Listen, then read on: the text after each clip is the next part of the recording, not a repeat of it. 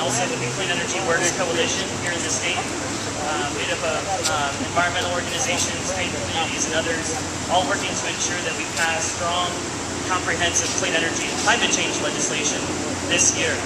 I'd like to just take a moment to acknowledge some of the other folks with the Clean Energy Works Coalition here. Jake Horowitz with Environment New Mexico. He's the state lead of our coalition in New Mexico. And Oscar Simpson with the New Mexico Wildlife Federation.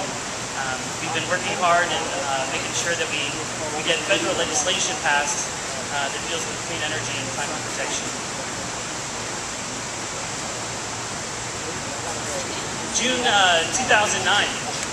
Almost a year ago, more than a year ago, passage of the American Clean Energy and Security Act in the U.S. House marked the first time that a body of Congress set limits on global warming pollution and targets for a shift to clean, renewable energy nationwide. And as historic as passage of the ACES bill was, the job was only half done. The U.S. Senate still has to do its part.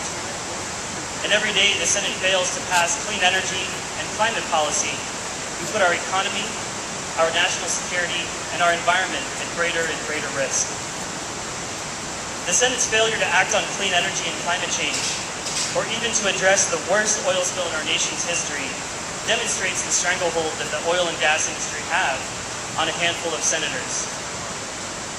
It should be unthinkable that in the wake of the worst oil disaster in history, the Senate has not even managed to pass a bill that would hold BP accountable for the damage they have wreaked on Gulf communities and businesses.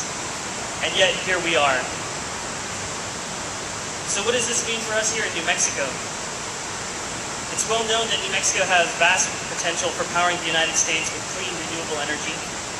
And numerous studies have demonstrated that tens of thousands of jobs, good jobs, can be created by harnessing the power of the sun and the wind, and by retrofitting existing homes and offices to be more energy and water efficient, to name just a few of the green industries in which New Mexico lead the nation.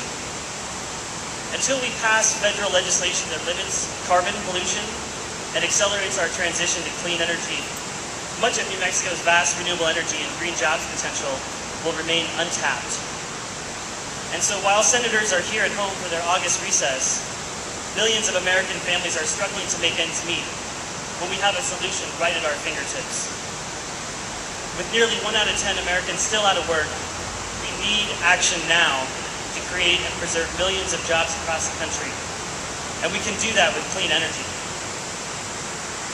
And with huge ice sheets breaking away from Greenland, unprecedented heat waves in Russia, and right up here on stage, and epic floods in Pakistan, we need action now to break our addiction to fossil fuels and to avert even more catastrophic climate change. And we can do that with clean energy. The job's not done.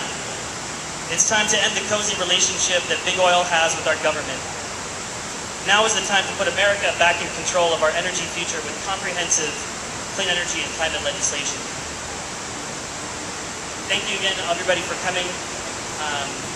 And I want to welcome now the Blue-Green Alliance bus tour. The job's not done. And thank these guys for going around the country sharing this message and spreading this message that the job's not done, that we still have to get the Senate to pass federal legislation on energy and climate change.